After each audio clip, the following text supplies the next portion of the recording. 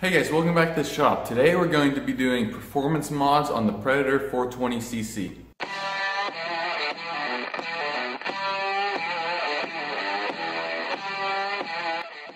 Alright, so we're going to be doing a lot of different things to this engine today. So I'll put the times for the individual things right here. And those will also be in the description as well in case you want to go back to those.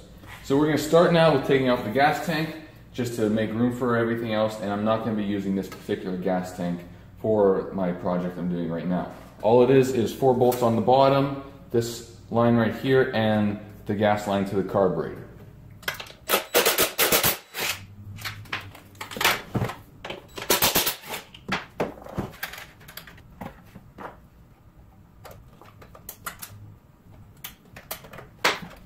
And that right there is all you need to get the gas tank off. Now that the gas tank's off, we can move on to the exhaust here. It's just 2 bolts right there you need to take out. And that comes right off. I don't have a replacement performance muffler to put on this right now, but it's pretty self-explanatory. There's just these 2 pegs right there. You can pretty much put anything you want on there. You don't want just a straight pipe because these engines do run better with a little bit of back pressure. Okay, now we can start getting into the actual modifications. This is the stock air box. It's big, it's ugly, and we don't want it. There's 3 bolts to take out, 2 right here, and then 1 on the inside after you take this cover off.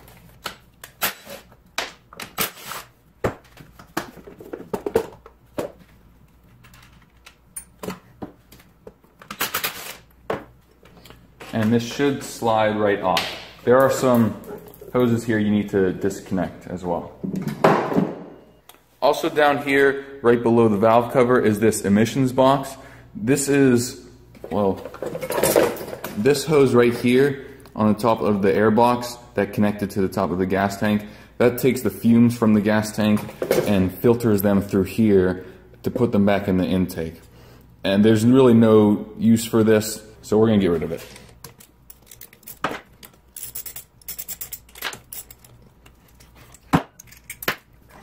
And that just comes right out. These tabs it was attached to are tack welded to this heat shield down here, so you can just take some snips and cut those right off. Alright, now that we have the air box off, we can get to the carburetor right here. I have this performance intake that I'm going to be using, but the only problem is this does not fit on to that directly. So we need an adapter. You can buy an adapter from this carburetor to that intake, but I'm going to make my own because I can.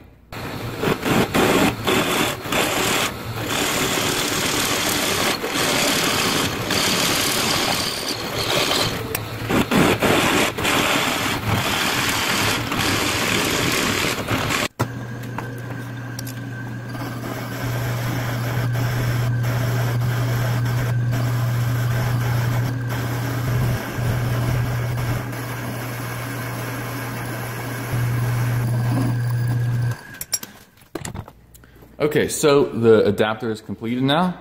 I think it turned out beautifully. What you need to make sure when you're doing this modification is that these 3 ports around there, smaller ports, aren't covered up. Because if they're covered up, it's not gonna work properly.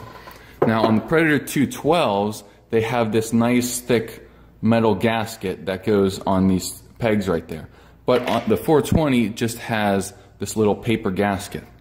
And I'm pretty sure that even if you buy the proper adapter for this, it still covers those holes up. So you need to buy one of these metal gaskets to provide enough spacing for those ports to get air.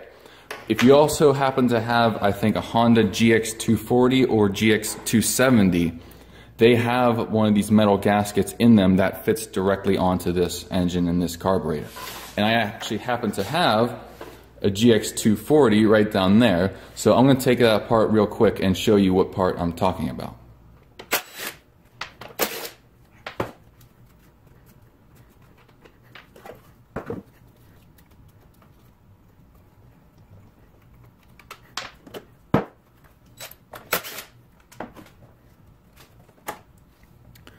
And once you take that off, you can see right here in front of the carburetor, there's this metal gasket. And as you can see, this gasket fits right onto this engine. So if you are lucky enough to have a GX240 or 270 laying around, you can use this if you don't mind taking this from that other engine. Okay, now I can put the adapter back on here.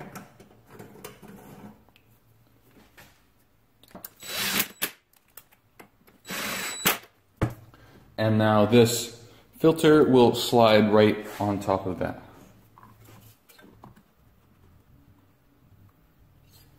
And then once you tighten up this hose clamp, you'll be good to go. Okay, now we have the intake on. One more problem though is that airbox had a little tab on it that held this choke lever down. So with the airbox gone, there's nothing to hold the choke lever on. So what I think I'm going to do here is, it's on this little post right there. So I'm going to try to drill that out with a little drill bit and then tap that. And then I should be able to put a little bolt down in there that goes through the top of the choke lever and holds that on.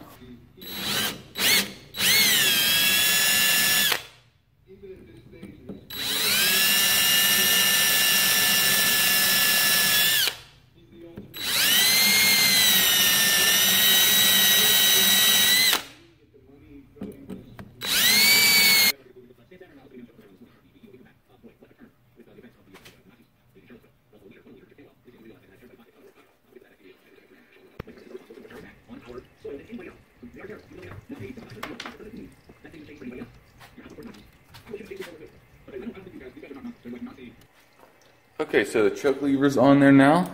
It's on there nice and solid. I'm happy with that. The other thing I forgot to mention earlier is when you take off the airbox, this port right here to the valve cover is left open. So I have this little breather filter that I'm just going to put right on there like that. And then I'll just make sure nothing gets inside of here that you don't want to get in there. It's just good to be sure of that. Okay, so now that we've modified the intake to put more air into the engine, we need to put more gas into the engine so that we don't run lean, because we want the ideal air-fuel ratio. So to take the jet out, first we need to remove the bowl by taking out this bottom bolt.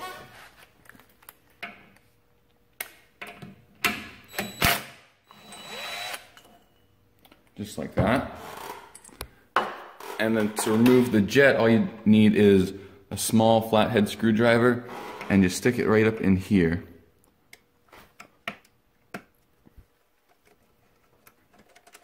And there's the jet. And what we want to do is drill out that hole in the middle, slightly bigger. Now we can just put this new jet back in there. And we can put the bowl back on. Alright, now we can get into the case here, and I'll show you how to properly remove the governor. Now when you're taking this cover off, if this is like a newer engine, you can usually save the gasket in there. But if you've already run the engine for a while and that gasket's gotten heated up and sealed real well, it's probably going to rip and you'll have to use a gasket maker. I did just run this engine for 15 minutes at idle before doing all this just to break it in. So hopefully I can save this gasket.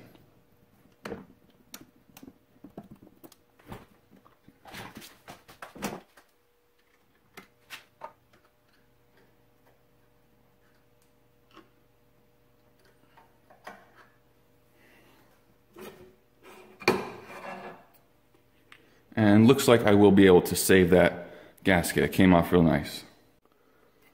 Okay, so before I remove the governor, let me explain how it works.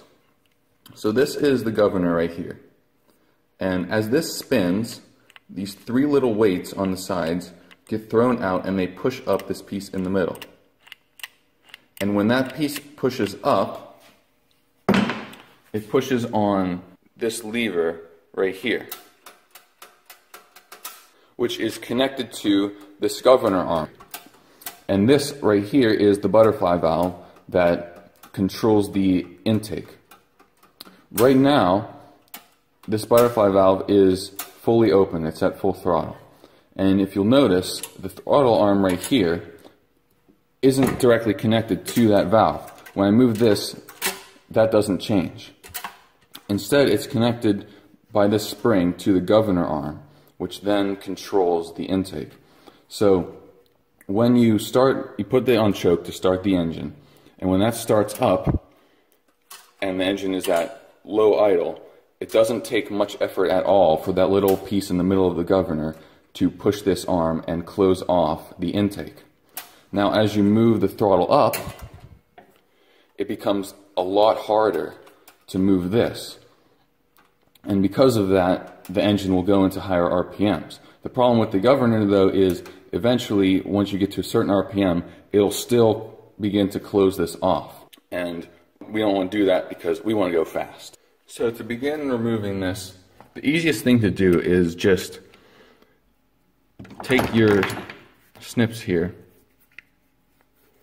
and cut the outer part.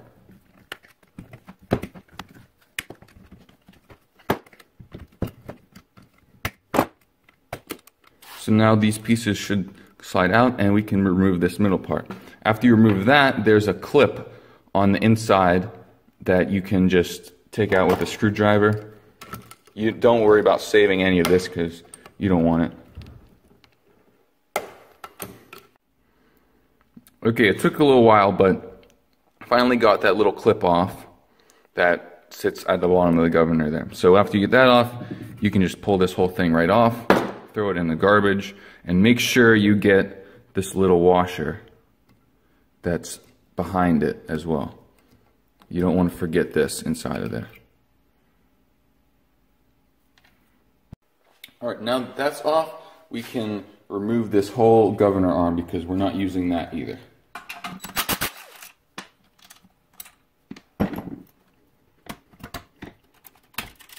Just like that. Then you can take this little pin out right here.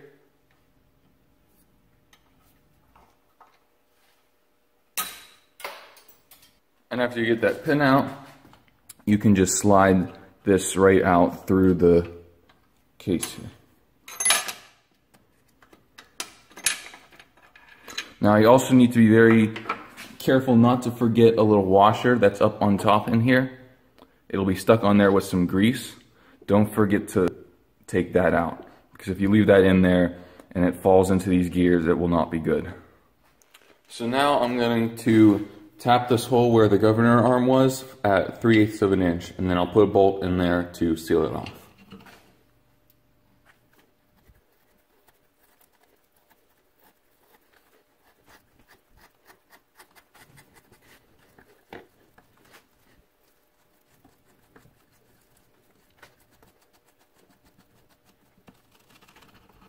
And just make sure you get all those shavings. It helps put like a rag in here or something just to catch everything.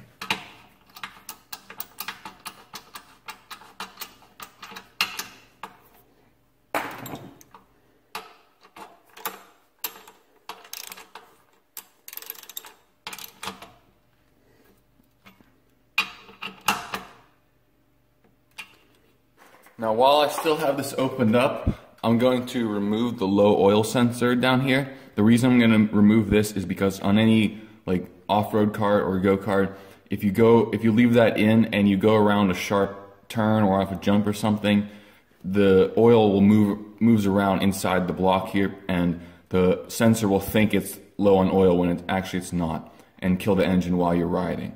So it's good to just take this out. And you remove this nut right here to take out this wire that's attached to the sensor.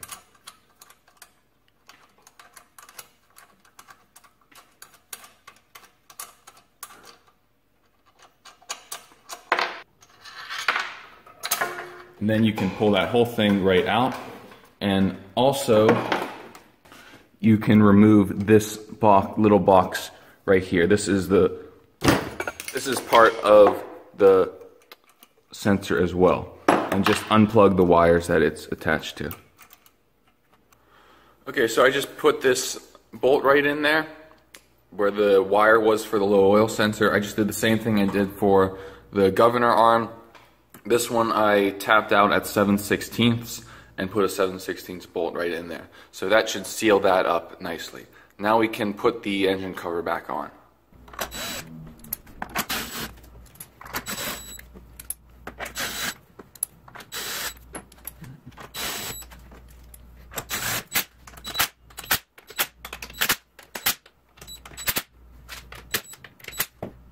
Okay, so now what I did was took just a clothes hanger here and made another little throttle arm right here to attach to the valve right there, so that now that moves nicely. And the other problem that I had after I took out all the governor arc stuff is originally you moved the throttle arm this way to go full throttle, but now since that's all gone, it reversed it. And now you have to move it this way for throttle, and idle is that way. And the way the little cable clamps are set up, this holds your throttle cable and it pulls on this little thing to pull it that way. But that would pull it towards idle, not towards throttle, now that I've changed things. So what I did was I took one of those throttle clamps that used to be right here and moved it over here. And then with this spring used to be up here, and I moved that down here. So that reversed everything, and now it returns to idle, and you pull it to throttle instead of the other way around. So it's a little bit complicated, but it's not that difficult if you just have like a welder to put this on and then just a little hacksaw to cut that thing off. But all in all, this works out well. Now on to the next thing, and that is the valve springs. Whenever you remove the governor from any of these small engines, it's important to upgrade the valve springs to higher strength springs, because without that governor, once you get into the higher RPMs, the valves will start to float and eventually you will bend a valve. And that just causes more headaches that are unnecessary. So I have new valve springs here. These are 35-pound springs. So we're going to take off the valve cover now and install these new springs.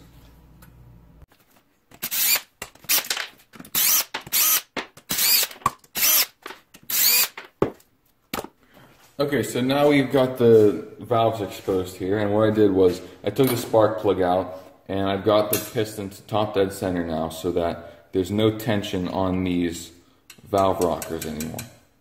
Now what I have is a piece of wood. You don't need a piece of wood, it just makes it easier. And you just put it right on here above the spring and push in on the valve rocker. And then the push rods will come out, and then that can free up the rocker like that.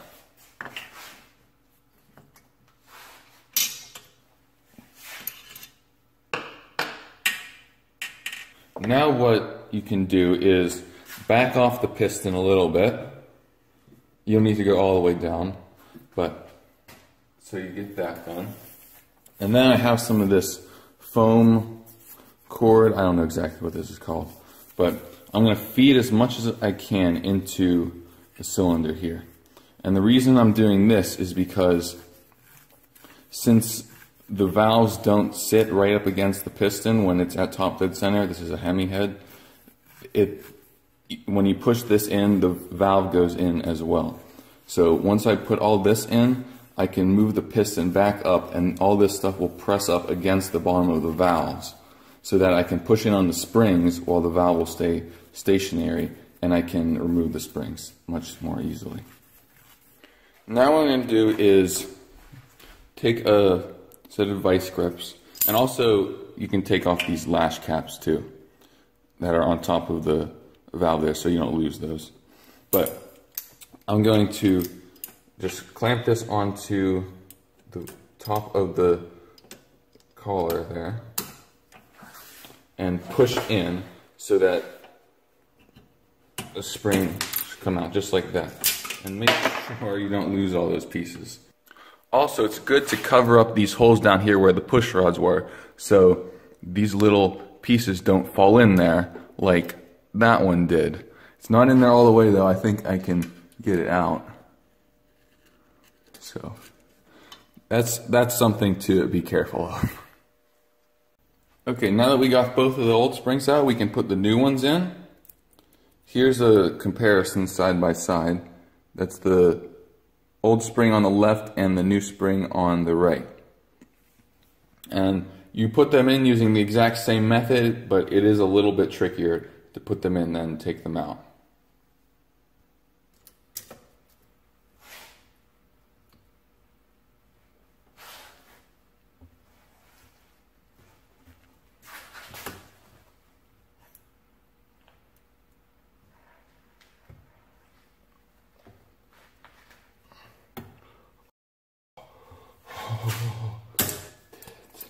Okay, so I just got finished taking everything apart because I dropped one of those little clips down this hole right behind there, and it went all the way down into the block. But I got it back now, I have them both in here, and I'm going to try to put this on just with the head sitting by itself. I think that'll make it a little bit easier.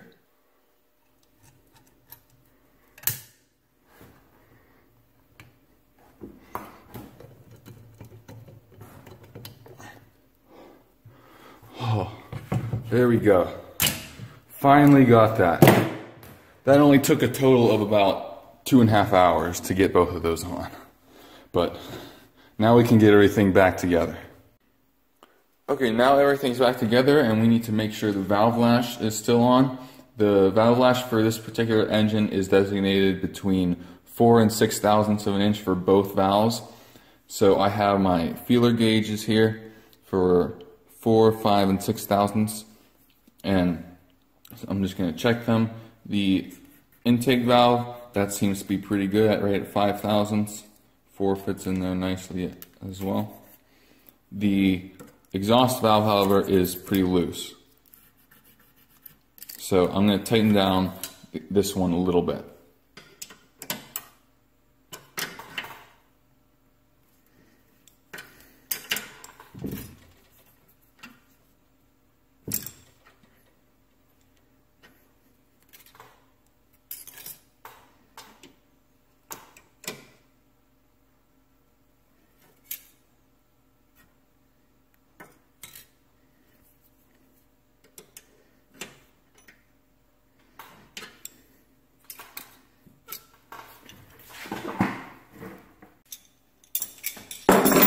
Alright, I've got that set now. The 5 thousandths one fits in there nice and snug on both valves. So I'm happy with that. We're going to put it back on the valve cover now, and that should be pretty much it.